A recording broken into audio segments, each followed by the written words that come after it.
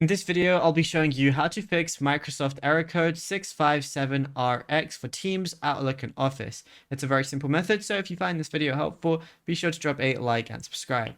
Now, this is a broken authenticator handshake that occurs across different Microsoft desktop applications. So what you want to do is firstly disconnect and relink your work or school account.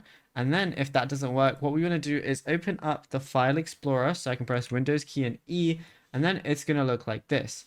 Then all you want to go ahead and do is go over and copy and paste this in your top address bar. It's going to look like this.